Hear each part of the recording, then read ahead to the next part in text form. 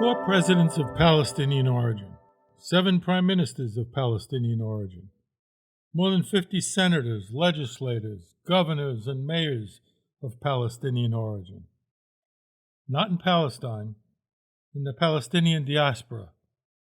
For decades, Zionist propagandists have repeated a familiar argument. No country wants the Palestinians. This is not a new argument. Anti-Semites made and still make the same claim about Jews. They pointed to the long history of countries expelling Jews or refusing them entry and argued that if so many nations rejected them, there must be something inherently wrong with Jews. Today, the same argument is made about Palestinians. Nearly 5 million Palestinians live and work across the Arab world. The issue has never been a refusal to accept Palestinians.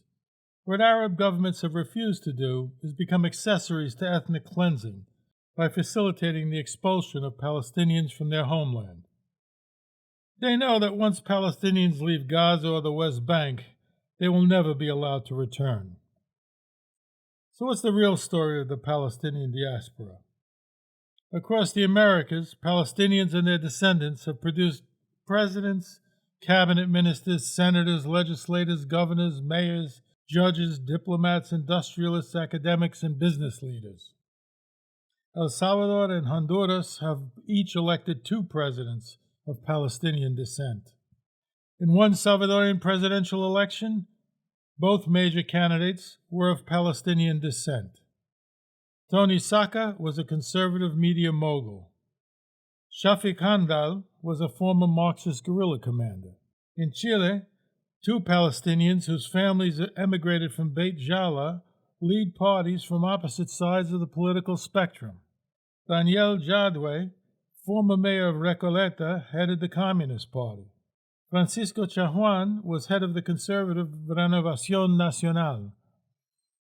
Juan Yarur Lolas left Palestine and established a small textile company in La Paz, Bolivia in 1929.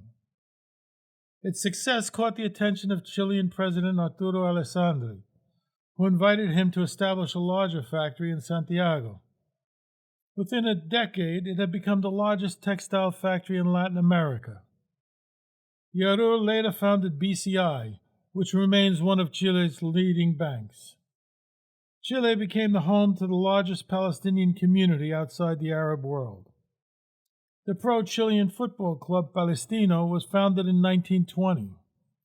Palestino are 2-time Premier League champions, 3-time Copa Chile winners, Libertadores semifinalists in 1979, and the owners of Chile's longest unbeaten run, 44 matches from 1977 to 1978.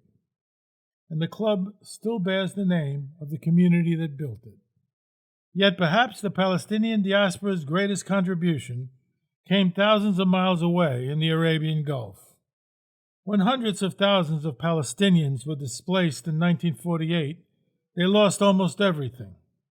But there was one thing no army could confiscate and no colonizer could steal: their education, their talent, and their skills. At precisely that moment, the Gulf states were being transformed by oil, and they desperately needed the education, experience, and talent the Palestinians could provide.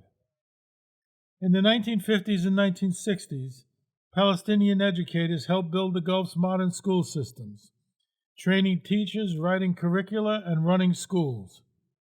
Palestinian engineers, accountants, translators, administrators, doctors, and civil servants were instrumental in building the institutions on which the modern Gulf states were founded. The Arab Bank, founded by Abdul Hamid Shaman of Beit Hanina, became one of the Arab world's leading financial institutions. Hasib Sabag and Said Khoury founded Consolidated Contractors Company, which grew into the largest construction company in the Middle East. Kuwait became a center of Palestinian cultural activity. Naji al-Ali drew many of his most famous Handala cartoons there, while Ghassan Kanafani spent formative years teaching in Kuwait before becoming one of the 20th century's most influential Palestinian writers. In the U.S., Edward Said transformed the study of the Middle East and helped create the field of post-colonial studies. Rashid Khalidi became one of the world's leading historians of Palestine and the modern Middle East. Laila Abu Lugod became one of the most influential anthropologists of her generation. Ali Nafeh became one of the world's most respected mechanical engineers. Palestinians won 2 Pulitzer Prizes and the Academy Award for Best Documentary.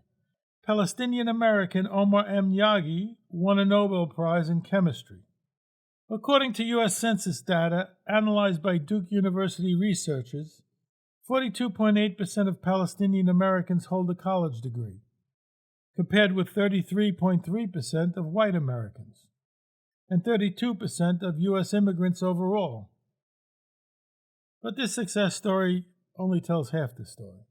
The Palestinians who built banks in Amman and staffed universities in Houston were the ones who left. Millions did not. Not because they lacked the talent or the determination, the diaspora proved otherwise, but because Palestine was their home, and no amount of dispossession, displacement, or deliberate impoverishment could sever that connection. Israeli apologists portray Palestinian refugees as an unnecessary burden on the West, claiming they continue to exploit a refugee status they should no longer possess. The numbers tell a different story. Since 1948, the West has provided Israel with more than $440 billion in direct aid.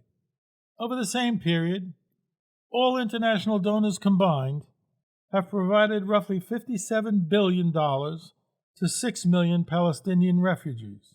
Per capita, Israel has received more than 4.6 times as much aid as the people it displaced. So who's the real burden? Palestinians have been robbed of everything they owned, vilified, and driven from their homeland. Yet whenever they were given the opportunity to succeed, they did. As Munib al-Masri, the billionaire Palestinian industrialist, said, Palestinians can also have grand dreams and the tenacity to realize them.